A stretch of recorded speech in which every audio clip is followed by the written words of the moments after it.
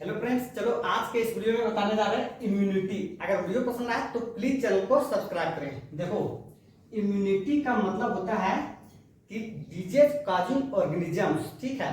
अगर मान लो ये बैक्टीरिया है, ये वायरस है और ये प्रोटोजोअन्स है और इसकी वजह से ये आदमी में बीमारी हो रहा है, तो इसके अगेंस्ट में जो लड़ने का कैपेसिटी होता है इसी को बोलते हैं क्या, इम्यूनिटी। तो लिखा हुआ रहेगा डिजीज काजिंग ऑर्गेनिजम्स, ठीक है। जो फाइट करने का एबिलिटी होता है उसी को बोलते हैं इम्यूनिटी, ठीक है। तो यहाँ पे समझ गए, बीमारी को विरोध करने वाला होता है इसी को बोलते हैं इम्यूनिटी, ठीक है। सिंपल बात है। अब देखो, इम्यूनिटी जो होता है ये दो कैटेगरी में डिवाइड हो जाता है, दो टाइप्स में, ठीक। पहला जो होता है इसको बोलते हैं इनेट इम्यूनिटी और दूसरा जो होता है इसको बोलते हैं एक्वायर्ड इम्यूनिटी। देखो, इनेट इम्यूनिटी जो है ये नॉन स्पेसिफिक है और ये कब से प्रेजेंट होता है, ये जन्म से ही प्रेजेंट होता है। और एक्वायर्ड इम्यूनिटी जो होता है ये स्पेसिफिक है, किसी खास के लिए होता है और ये आफ्टर बर्थ, ये जन्म के बाद आता है। देखो, इसको समझाते कैसे है।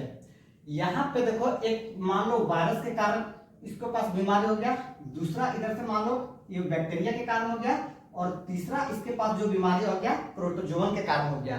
तो एक साथ देख रहे हैं इसके पास कितना बीमारी आ जा रहा है, 3 बीमारी आ जा रहा है।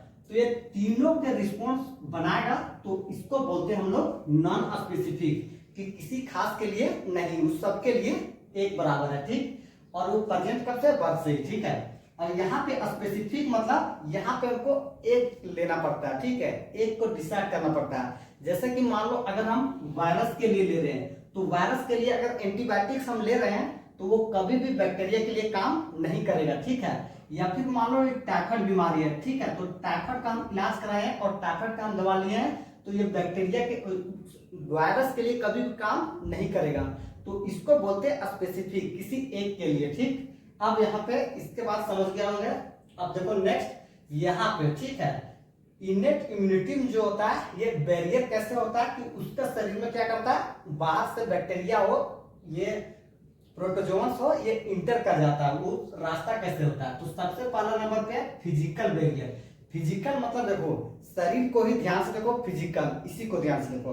तो शरीर में होता है, अगर मान लो कोई बैक्टीरिया को आना रहेगा तो सबसे पहले किसको, उसको नुकसान करना पड़ेगा, स्किन को नुकसान करना पड़ेगा, क्योंकि स्किन को यहाँ पे काटेगा, उसके बाद ही बॉडी में अंदर आ सकता है। तो देखो, सबसे पहला नंबर पे है यहाँ पे स्किन, ठीक है। उसके बाद वो कहां से आ सकता है, देखो रिस्पिरेटरी सिस्टम, नोज से स्टार्ट होता है, लंग्स में चला जाता है। दूसरा यहां से आ सकता है, तीसरा देखेगा माउथ, ठीक है, ये मुंह से खाना खा सकते हैं, पानी पी सकते हैं, इसके थ्रू स्टोमक में जा सकता है।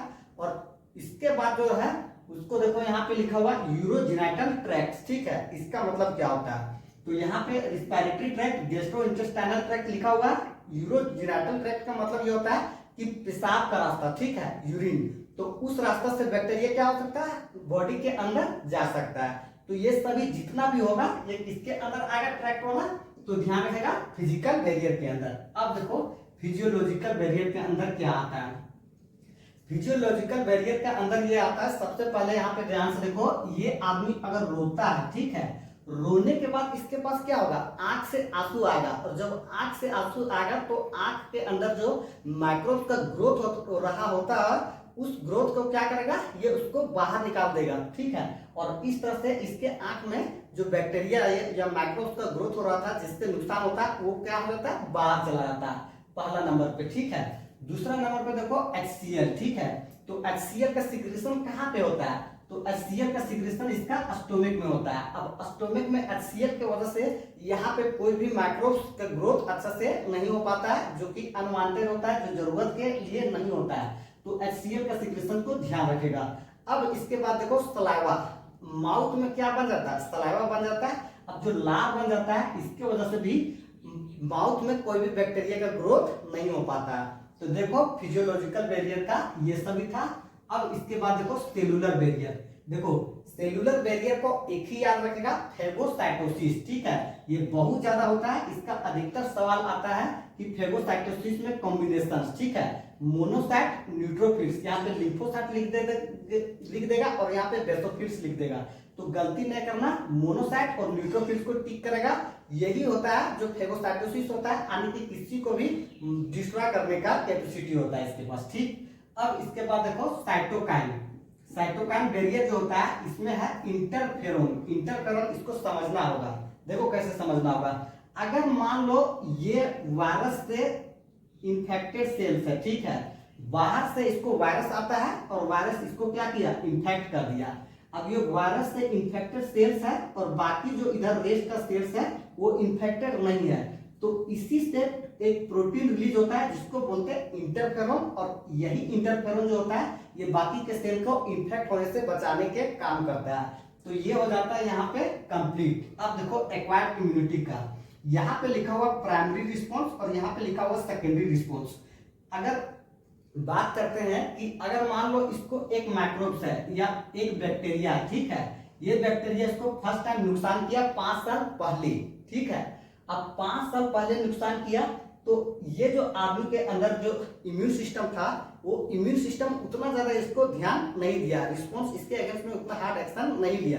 तो यही बोलता है कि प्राइमरी रिस्पॉन्स जो होता है यहाँ पे कैसा रिस्पॉन्स देता है, ये लो इंटेंसिटी में देता है, ठीक। लेकिन सेम बैक्टीरिया ये अगर 5 या 10 साल के बाद फिर से इसी को अटैक करता है तो उस कंडीशन में क्या होता है, इसका जो रिस्पॉन्स होता है वो बहुत खतरनाक होता है, ये बहुत हाई इंटेंसिटी में जवाब देता है, ठीक है।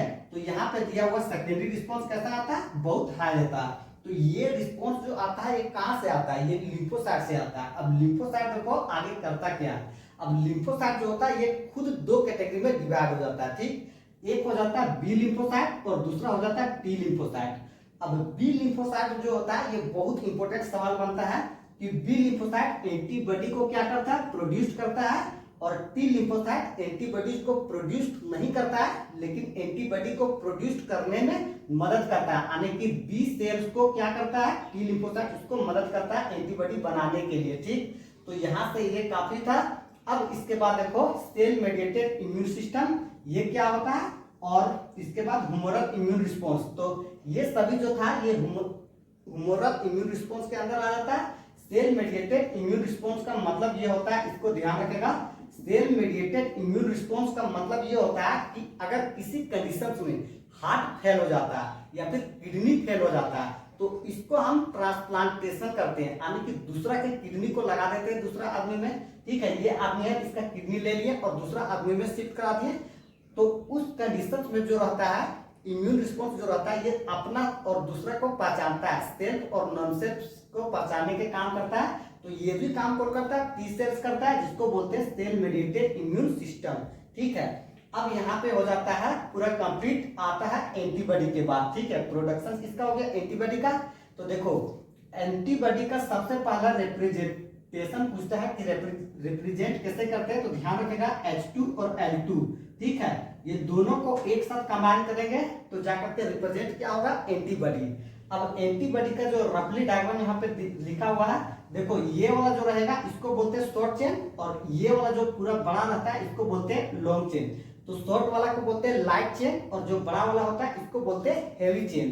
अब देखो यहाँ पे लाइट चेन और हेवी चेन ये दोनों के बीच में एक साइट होता है जिसको बोलते हैं एंटीजन बाइंडिंग साइट, और ये बहुत बार एग्जाम में सवाल आता था इसलिए इसको ध्यान रखेगा। और इसके बीच में जो बॉन्ड होता है वो डबल सल्फर का होता है, ठीक। और इसके अलावा यहाँ से क्वेश्चन नहीं आएगा। अब इसके बाद देगा कि कितना तरह के एंटीबॉडी होता है, तो ध्यान रखेगा IgA IgG इस तरह से करके IgE जो कि आगे एक्सप्लेन ही करना है, और IgM, ठीक है। तो कुछ तरह के होता है। अब यहाँ पे देख लो पूरा अच्छा से, उसके बाद नेक्स्ट हम बताते हैं।